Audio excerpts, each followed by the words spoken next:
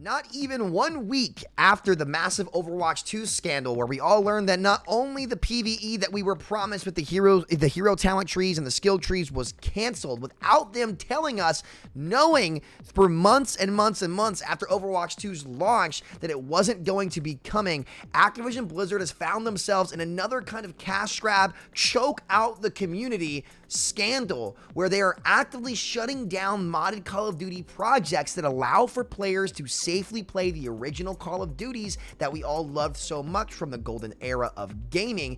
They are actively sending out cease and desist to all of these mod makers whilst their servers are not safe enough for you to be able to go play, because you could have your IP stolen, malware put onto your computer, your original account swiped, and the list goes on and on and on. So while Activision is so busy choking out and squeezing the lives out of all of their communities by repeatedly making second iterations of games that actually end up having less, like Overwatch 2 and like Warzone 2, which for the first 7 to 8 months had to be completely rebalanced to be more like the original in order for people to actually enjoy the game, like snipers not being able to one-shot, the plating mechanics, etc., etc. While other major game studios like Roblox and Fortnite with Epic Games are actually empowering their community to create on their platform, Activision does nothing but choke and steal the life out of every single one of their titles for any passion project made by somebody who actually loves their product so that they can make more money. So let's take a look at what's actually going on. The Modern Warzone account summarizes the best, where they say Activision is on a cease and desist rampage against community-made Call of Duty projects, and it's probably not over yet. X Labs was the only safe way to play older Call of Duty titles online, such as MW2, Ghost, Advanced Warfare, and Black Ops 3, without putting yourself at risk. And now let's listen to what they have to say. And you may ask yourself, why does this matter? They are using the intellectual property of Activision Blizzard. You have a fair point. This is totally legally within Activision's rights. The problem is that these old Call of Duty games, such as Black Ops 2, Black Ops 3, we're not going to try to talk about Plutonium. Hopefully Plutonium stays safe. Plutonium is next on the chopping block if they go for somebody. But all of these old games that Call of Duty fans still love to go play, if you try to play them on console, you are putting yourself at an innate risk because their server security is non-existent. They've actually gone back and tried to fix it in some of their previous titles, but the hackers that inhabit those servers have figured out ways to circumvent the new fixes. Basically, all of the old Call of Duty games are unplayable online unless you want to have a chance to have a hacker kick you from your game, completely reset your rank and everything you've ever actually unlocked in the game, as well as the ability to get your IP address, inject all types of different files into your PC if you're playing on PC, and basically it's just not safe. So the Project X Labs as well as SM2 have both received cease and desist already from Activision Blizzard to stop what they're doing, but now the big concern is that Plutonium is next. So the bottom line is 3 of these big studios have gotten cease and desist from Activision Blizzard and now have had to close down operations entirely. So let me get this straight. You, as a company, Activision Blizzard, still charge full price for all of these games, can't keep your servers safe for your users, meaning they could get their IP stolen, they could get DDoSed, they could lose their account, all their progress. You as a company can't make the effort to go make those games secure for your users, but you have enough time as a company to send out cease and desist for the game developers that are doing it for you, and instead of trying to incorporate them into your system like the most successful games in the world, you're more invested into shutting them down to monopolize your product internally for yourself and not empower your community to give your users an actual quality experience from the games that they love? What kind of despicable, backwards business practices are the executives at Activision Blizzard doing?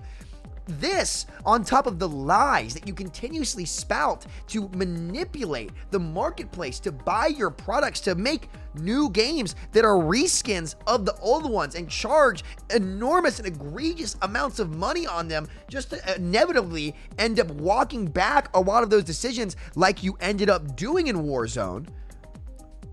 What is going through your head? And the answer is they just don't care about their community. They don't care about building great games. The only thing that they see is dollar signs, and they don't care about whether or not their community is actually happy and thriving.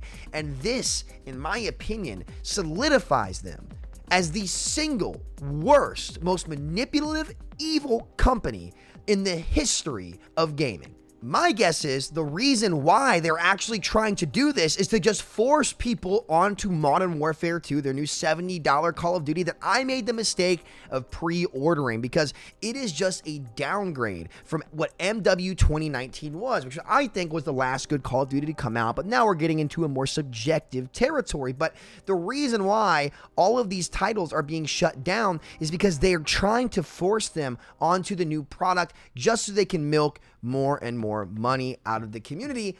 But what's so ironic about that is if you look at what the most successful games are doing in terms of Roblox and Fortnite and even Minecraft, these companies have found a way to actually enable their modding communities to make full-time livings out of modding their game and delivering on experiences that an individual studio cannot do. And if you look at the most successful games of all time, that's what they've been able to do.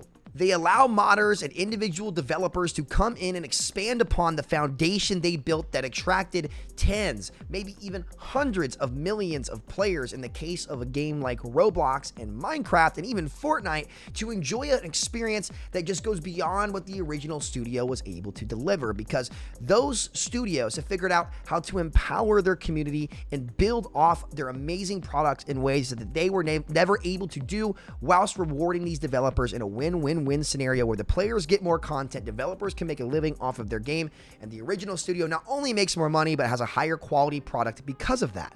But Activision Blizzard are so greedy that they can't even allow the people who made their original games that are still full price, playable, and safe to even launch and play multiplayer. They can't even let those people succeed. But don't worry, guys, the new Battle Pass in Modern Warfare 2 and Warzone, the new COD that we're selling every year, I'm pretty sure there was a promise that Modern Warfare 2 was going to last a couple years. Maybe that was a leak. If you could let me know down in the comments, I would very much so appreciate that, to make sure that I'm staying accurate and honest with you all.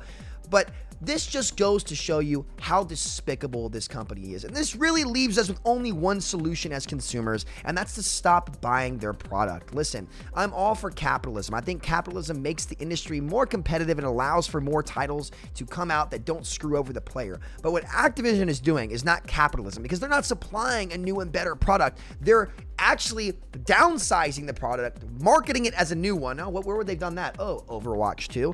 And then failing to deliver on their promises to make the game's quality. Like, for example, my biggest gripe with Warzone, why would you ever take Rebirth Island out? That was the best BR experience I've ever played, and yet I can't play that map anywhere less than 2 years after it's come out, because they force new maps and new products on everybody constantly, instead of taking what's originally built and allowing their community to expand on it.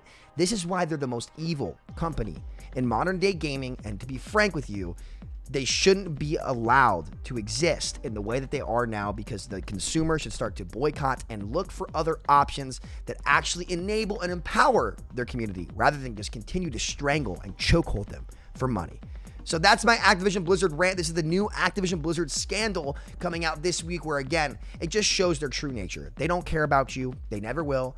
They see you for your dollar signs. They don't see you as gamers who love the games that they used to put out, or even sometimes are still putting out now.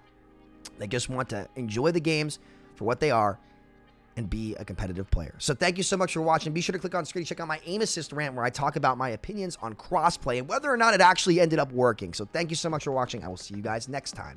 Much love. Peace out, and stay away from Activision Blizzard.